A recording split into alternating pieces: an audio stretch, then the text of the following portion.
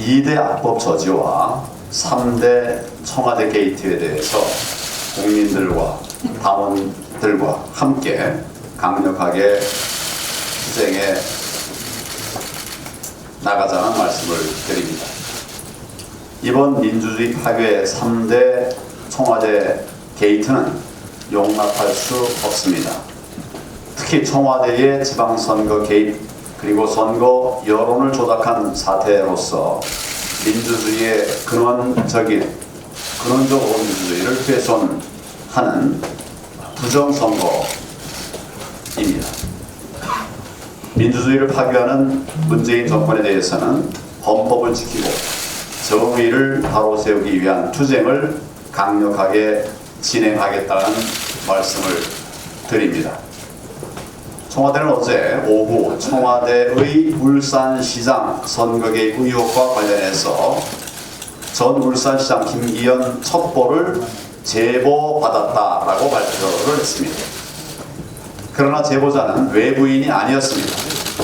송초로 현 울산시장의 핵심 측근이었습니다.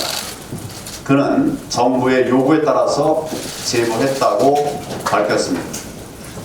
제보를 단순 이첩했다고 하는 청와대의 설명과 달리 관련 첩보를 적극 수집한 것으로 보입니다. 결국 청와대가 국민을 속인 것입니다. 국민을 속이고 명백한 거짓말을 한 것입니다. 이 사건의 본질은 대통령의 측근 정치인 당선을 위해서 청와대의 하명이 있었고 그 하명에 따라서 검찰이 동원됐고 야당 소속 광역단체장에 대한 공작 수사, 선거 공작이 있었다는 의혹인 것입니다. 우리 당에서는 특위를 구성해서 국정농단의 실체를 낱낱이 밝혀내겠습니다. 그래서 그 결과를 국민들에게 알려드려서 국민들께서 심판하시도록 할 것입니다. 그리고 필요한 경우 특검이나 국정조사 등 모든 대응 조치에 만전을 기하도록 하겠습니다. 이제라도 문재인 정권은 검찰 수사에 적극적으로 협조해야 합니다.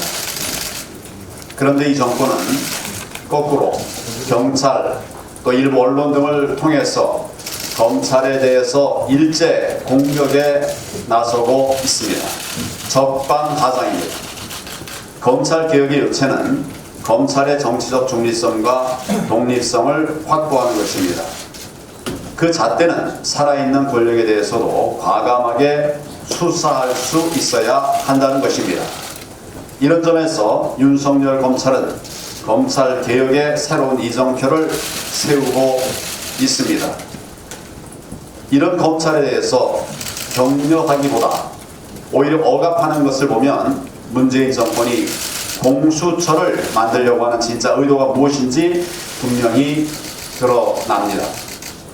독립적이고 중립적인 검찰이 아니라 자기 말을 잘 듣는 친문 게슈타포를 만들겠다는 것입니다. 문재인 정권의 공수처는 결국 야당에 대한 감시 탄압의 앞잡이가 될 것입니다. 문재인 정권은 이제라도 공수처법 강행 처리 기도를 즉각 멈추고 선거 개입 불법 공작 수사에 대해서 국민 앞에 무릎 꿇고 사죄해야 할 것입니다. 한반도에 다시 긴장이 고조되고 있습니다. 북한이 미북 비핵화 대화의 연말 시한을 강조하면서 성탄 선물을 무엇으로 정할는지 미국의 결심에 달렸다고 하고 있습니다.